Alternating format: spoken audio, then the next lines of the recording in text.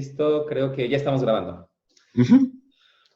Hola, ¿qué tal? Muy buenas tardes a todos. Muchísimas gracias por su amable paciencia y amable espera. La verdad es que, pues bueno, el día de ayer tuvimos unas complicaciones, pero ya estamos aquí con el doctor Gabriel Herrera López, que nos ha hecho el favor de aceptarnos la invitación a esta entrevista. Recuerden que estamos tratando de llevar este conocimiento a un nivel pues un poquito más científico para que pues tengamos información profunda de lo que trata el estrés, la ansiedad, la depresión y pues sus posibles formas de tratarla y de la misma manera las formas en cómo la podemos entender desde nuestro cuerpo, desde la parte externa y ayudarnos precisamente con esta plaga bueno, que ya se está convirtiendo en plaga a nivel mundial. Gabriel, pues muchísimas gracias por aceptarnos la invitación. Un gusto. Abrimos las puertas a esta comunidad.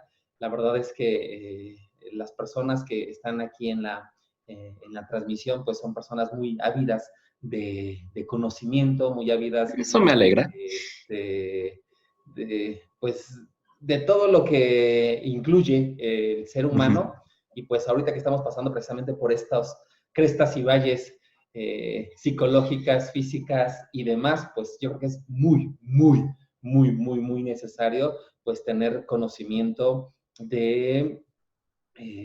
pues de toda esta información. Claro que sí. Si me permites, me gustaría leer un poquito de tu carrera. La verdad es que cada vez que la veo, digo, es importante que tengamos personas como tú, de investigadores que no solamente se encarguen de esta parte de la investigación, sino que también tengan el corazón y la mentalidad para compartirlo con las demás personas que pues Sí, nos concuerdo encontramos en tal esa vez un poquito parte. más abajo en esta parte del conocimiento. Y pues bueno, el doctor Gabriel Herrera López es químico farmacobiólogo por la Universidad Michoacana de San Nicolás de Hidalgo y cuenta con más de 7 años de experiencia en investigación en área farmacológica. Es maestro y doctor en ciencias en neurofarmacología por el CINVESTAR. Sus investigaciones se han centrado en el estudio de la neurofisiología, de la cognición en sistemas senescentes y la modulación del neurometabolismo. Además, ha participado activamente en el desarrollo de investigaciones relacionadas con las adicciones. Cuenta con publicaciones en revistas indexadas y ha sido asistido como ponente en múltiples congresos nacionales e internacionales y ha participado en estancias de investigación en la Universidad del Valle de Colombia y la King Abdullah University of Science and Technology en Arabia Saudita, y se ha desarrollado en el área docente con más de 8 años de experiencia, siendo como miembro fundador del Centro Educativo Canautlicali. ¿Sí lo pronuncié bien?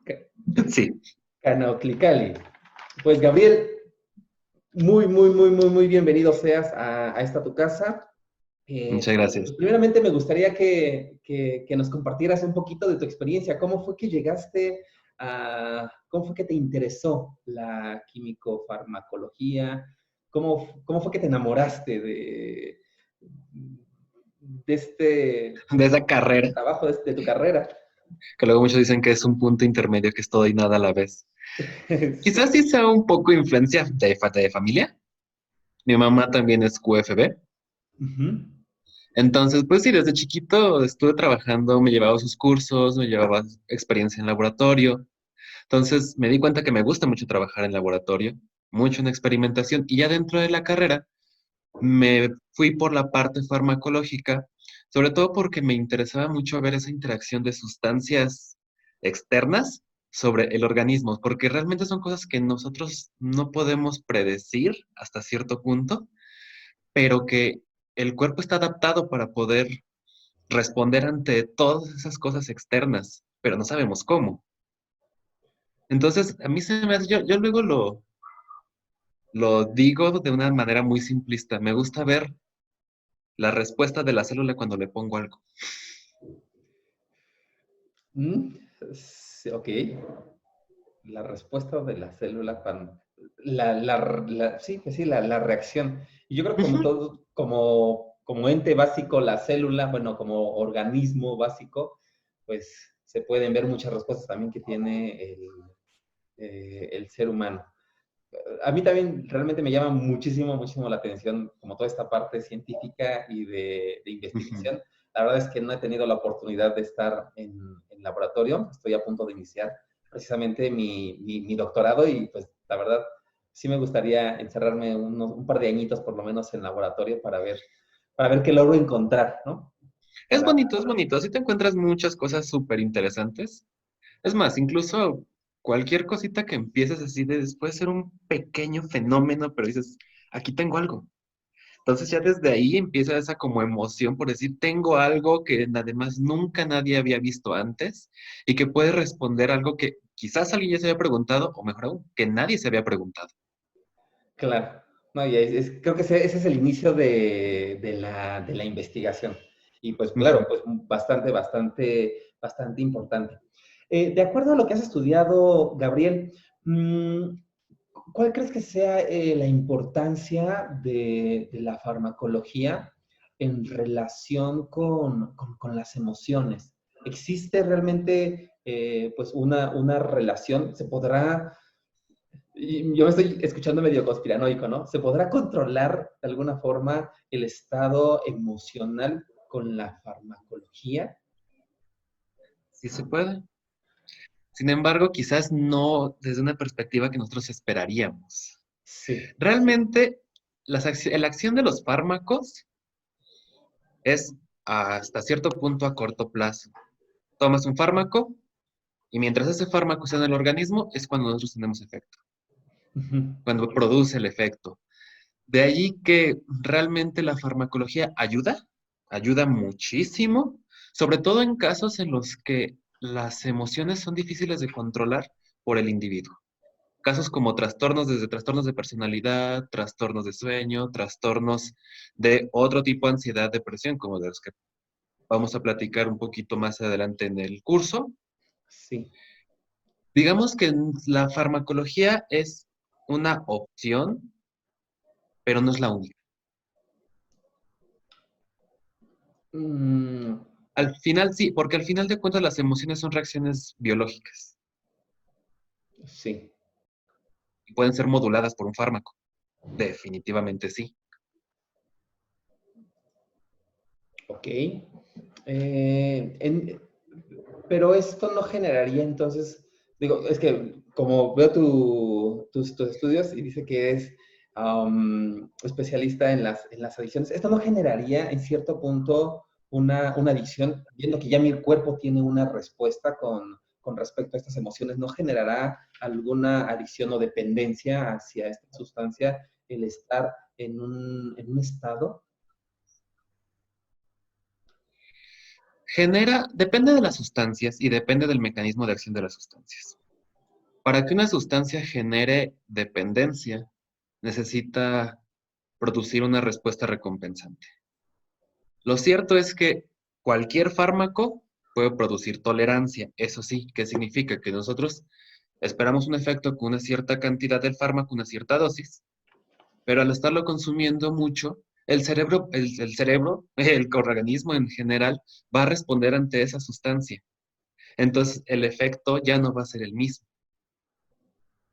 Es posible generar, depende, te digo, siempre y cuando la sustancia sea recompensante. Ok. Y de esto podríamos definir tal vez algo como que exista ¿cómo lo puedo llamar? Tal vez una química Ujú. dentro del cuerpo que produzcan estas emociones. Sí, una química que exista dentro del cuerpo que se defina como emoción y que, no sé, me voy a regresar a lo mejor un par de pasitos. Ok. ¿Cómo es que el fármaco Ujú. funciona dentro del cuerpo? Ok. Sí, y de ahí vamos construyendo. Perfecto. Mira, realmente lo que hace un fármaco no crea funciones. Las funciones son cosas que nosotros tenemos. Lo único que hace el fármaco es modularlas, Ok. para arriba o para abajo. Ujú. ¿Sí? ¿Eso qué significa? Si nosotros tomamos un fármaco, por ejemplo, un analgésico, va a bloquear una respuesta inflamatoria. Ok. No está produciendo una respuesta, realmente está bloqueando, está impidiendo que la respuesta inflamatoria crezca. Nada más está modulando esa respuesta inflamatoria. Lo mismo pasa con una emoción. El fármaco no crea la emoción, la modula. Ujú. ¿Y cómo lo hace? Todas estas emociones nosotros las producimos dentro del sistema límbico, que muchas veces se ha descrito como el cerebro primitivo, reptiliano. Muchas veces así lo han descrito. A veces está cerebro visceral. Estas emociones realmente son reacciones bioquímicas dentro de nuestro cerebro que se producen como respuesta ante un estímulo externo. Ok. Liberación de neurotransmisores, liberación de otras sustancias químicas que también nosotros las podemos sentir a nivel somático, en el resto del cuerpo. Entonces, ¿qué es lo que haría un fármaco? Podría ser que se interponga en el paso de esas sustancias que generan o que producen la emoción, o puede ser que active esos lugares donde las sustancias que nosotros mismos producimos normalmente actúan para evocar la emoción. Ya, ya. Entonces, bueno, desde el punto de vista de la psicología, se dice que existen cinco emociones básicas, ¿no? Que es el Ajá. miedo, la alegría, el enojo, la tristeza y la otra, que ya no me acuerdo, ya se me olvidó. A ver, miedo, alegría, tristeza, enojo y amor. O asco. No sé, Eras asco, asco. asco, ¿no? Cualquier, creo que Esas les... hasta las que salen en Intensamente. Ah, bueno, esas emociones. Y ya de ahí se derivan como formas de reaccionar o estados de ánimo, reacciones. Lo que se va a ver, si mal no recuerdo, en esta certificación que van a dar, es con respecto a la depresión, el estrés y la ansiedad.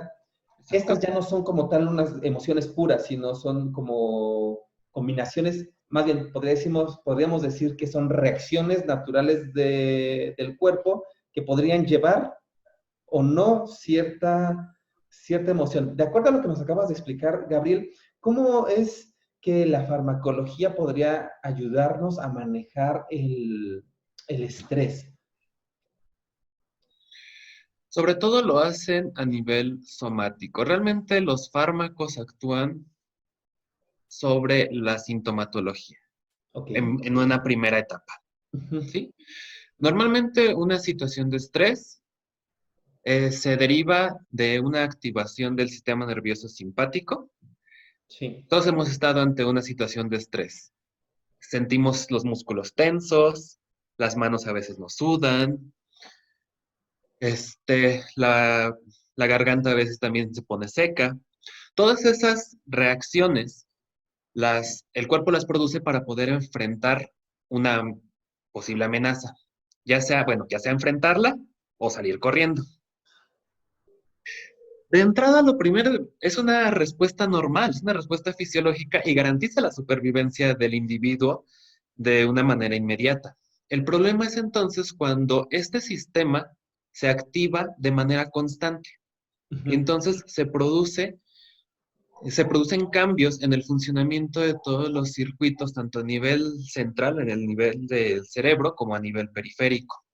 Entonces, ¿qué es lo que hace el fármaco? En una primera instancia, controla esos síntomas Ok. y en una segunda instancia promueve los cambios o promueve, pues sí, promueve que el sistema regrese hacia donde estaba. Y eso en cierta forma no provocaría, no sé, yo me imagino, no provocaría que haya una disfunción del mismo sistema, porque a lo mejor, pues, a partir del estrés se producen ciertas hormonas, ¿no? Para que te Exacto. invitan a tener cierta acción, ya sea huir o atacar. Ujú.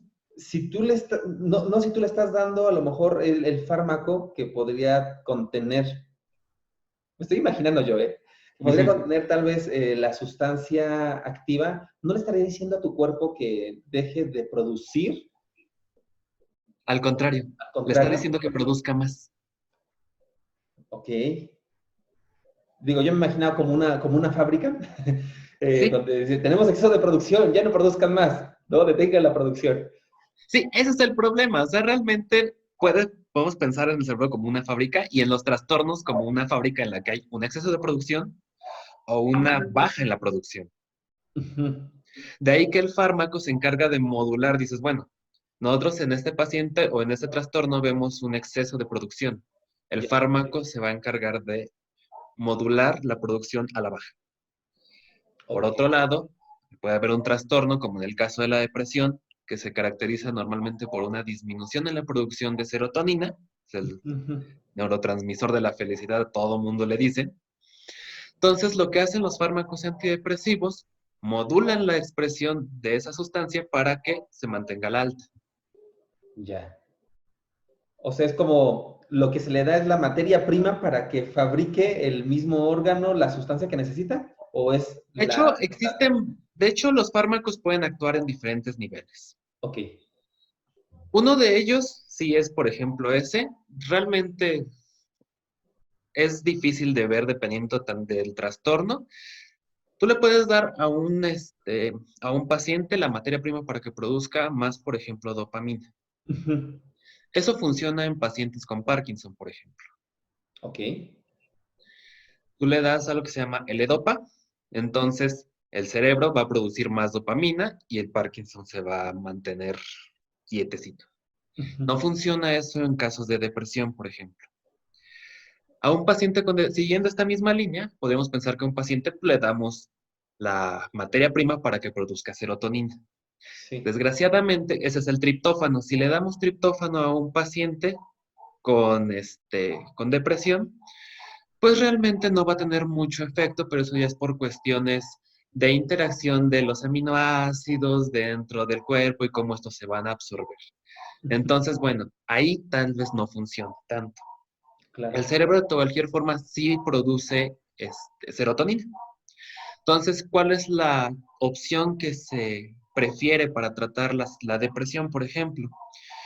Cuando se libera el neurotransmisor, este va a actuar con receptores localizados en la siguiente célula, en la siguiente neurona posináptica, para que se pase el mensaje a la siguiente área. ¿Qué es lo que hace el fármaco? El fármaco hace que este neurotransmisor se quede más tiempo actuando sobre la neurona posináptica. Que ese poquito que está, chambee más tiempo. Ok. Ok. Sí, es que me imagino que por eso existen tantos medicamentos que trabajen sobre un mismo problema, pero realmente va a depender del grado de la enfermedad, el tipo de sustancia que se le va a dar o la combinación Exacto. para poder modular, ¿no?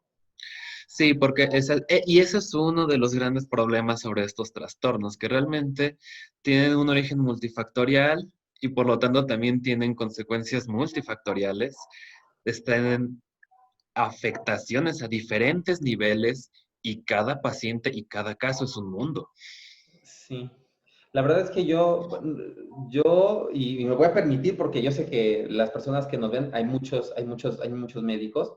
Eh, ¿Cuál sería el riesgo Ujú. de hacer un mal diagnóstico y a lo mejor tratar una enfermedad con un mismo medicamento? Digo, porque yo he notado al menos que muchos de los compañeros que son médicos, pues hasta ya los pacientes saben, ¿no? Dicen, tengo esto, ya sé que me va a recetar antiinflamatorio y antibiótico, ¿no?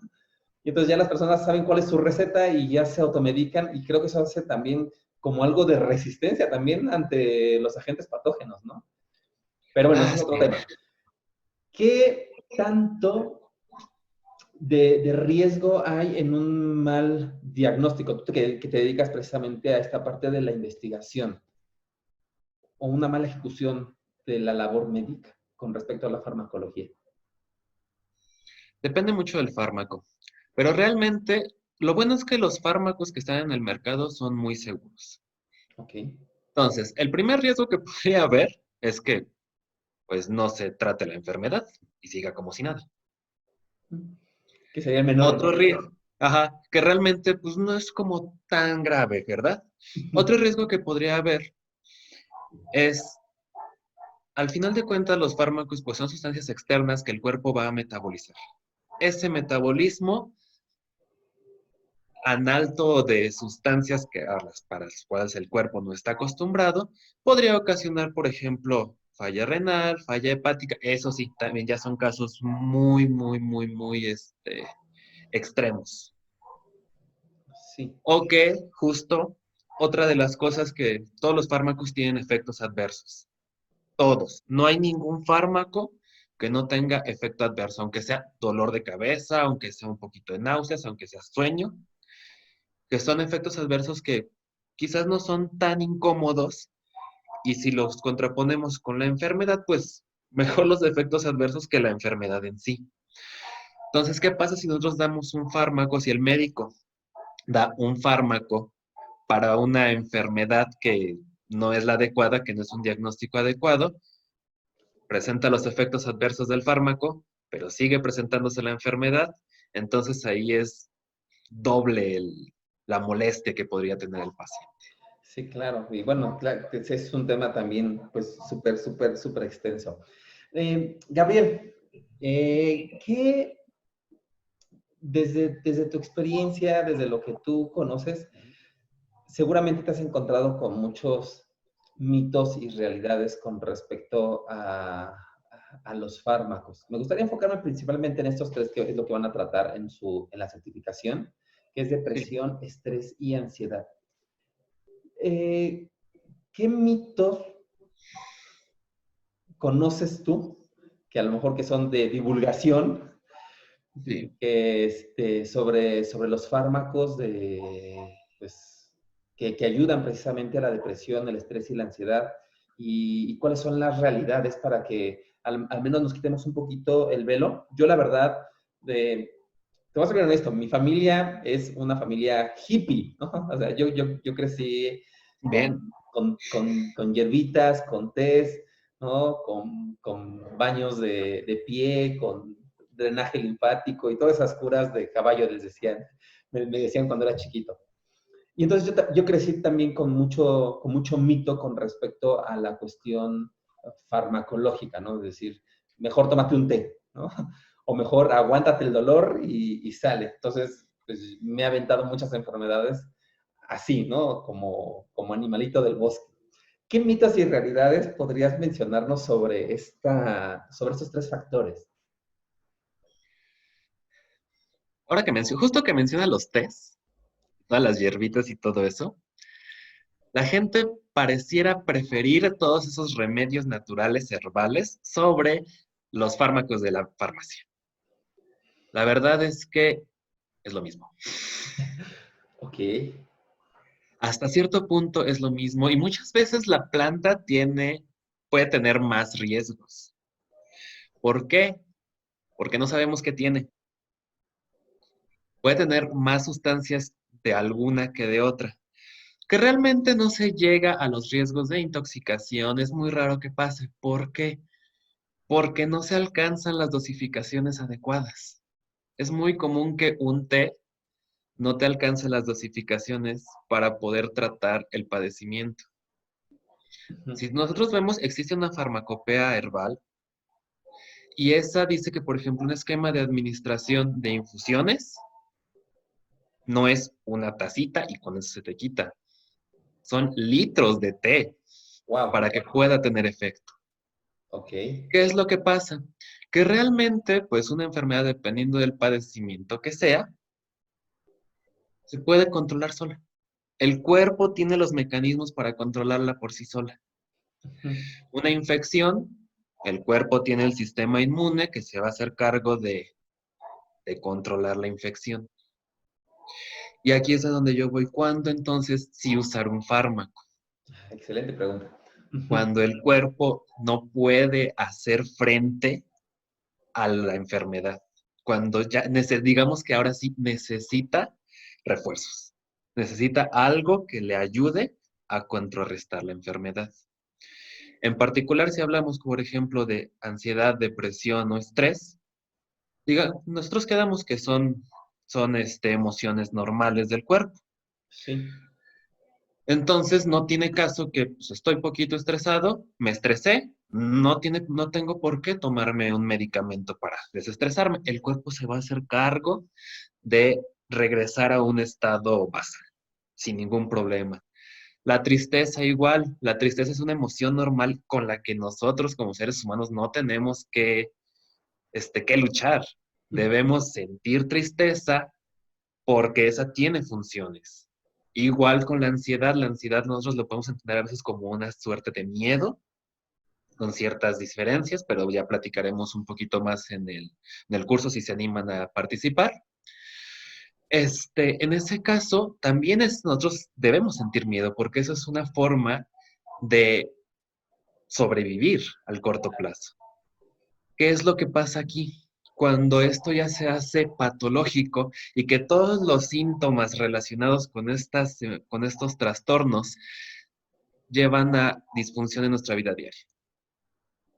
Existen varias terapias, varios acercamientos, y como es una enfermedad psiquiátrica, desde un punto de vista pues biopsicosocial, se puede atacar desde varias perspectivas, porque además son varios enfoques o varios ambientes los que van a influir en que se desarrolle el trastorno. Sí.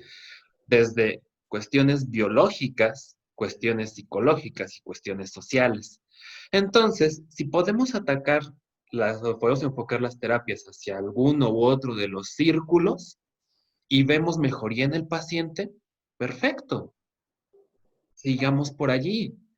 Yo he visto casos en los que personas con trastorno depresivo mayor no le Ujú. funciona la terapia, no le funciona la psicoterapia, pero con la pura farmacoterapia tienen para irse para arriba.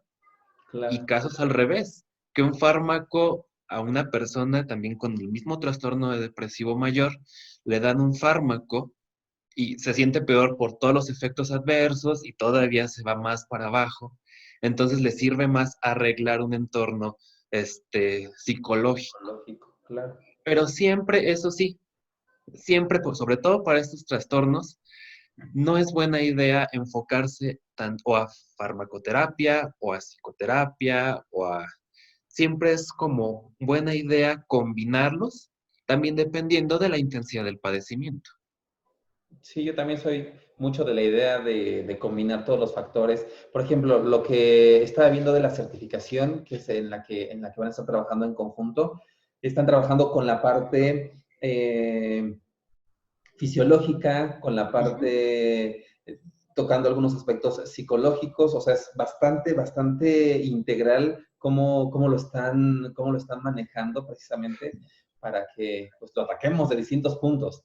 ¿No? Y yo creo que es eso. Yo creo que cualquier enfermedad cuando se trabaja, como tú lo mencionas, desde un factor social, desde un factor psicológico, desde un factor fisiológico, pues es más fácil pues, tener recursos para que el cuerpo responda de manera Exactamente. más natural y esa naturalidad se quede grabada y pues tenga la capacidad de resolver también otros conflictos. Pues Gabriel, ¿qué nos podrías platicar de esta certificación que se va a dar el próximo 27 de julio? Que yo ya estoy inscrito, ¿eh? Yo ya estoy inscrito. Excelente, excelente. Me alegro mucho. Pues mira, esta certificación, justo lo que queremos hacer es primero darles a entender a los participantes que la salud mental es importante. Desgraciadamente existe un tabú alrededor de la salud mental que muchas veces es el primer obstáculo que tenemos para poder llegar a un tratamiento.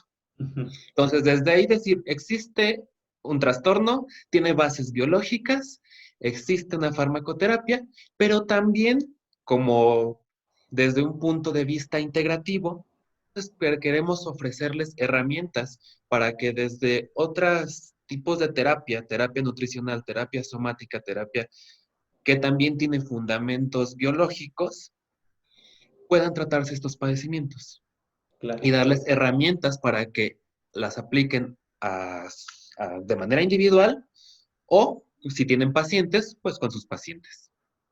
Ok, pues ya saben chicos, ya escucharon al doctor Gabriel que va a estar en el equipo que va a ofrecer esta certificación para trabajar con el estrés, la ansiedad y la depresión. Son recursos en verdad muy, muy, muy, muy valiosos.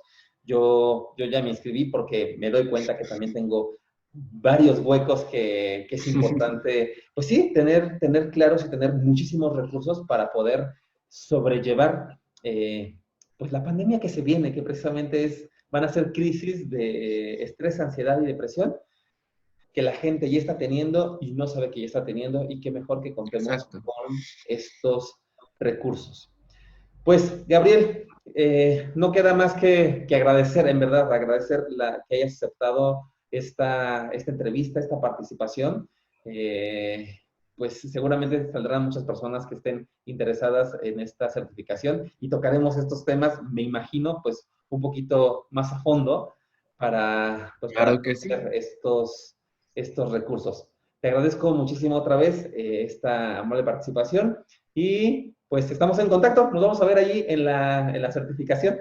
Claro que sí, allí nos vemos. Sí me quedé con muchas ganas de platicar de varias cosas, pero bueno, el tiempo aquí lo tenemos limitado. Sí, tenemos limitado el tiempo, pero qué bueno que te quedes con ganas para que se interesen todas las personas que se tengan que interesar en la certificación y pues entren precisamente a, a dar luz a, a la mente y sobre Ujú. esto pues adquirir más conocimiento. Ya saben, la sabiduría el conocimiento nos va a hacer libres y no tanto los chismes de pasillo. Eso es lo peor que podemos hacer. Mejor Y por favor, no. Chismes de pasillo, no. investigación concisa para poder tener información concisa y sobre eso saber cómo actuar en determinados momentos. Gabriel, nuevamente muchísimas gracias. Chicos, nos vemos en nuestra siguiente transmisión. Muchísimas gracias y que estén muy bien. Hasta luego, bye bye. Hasta luego.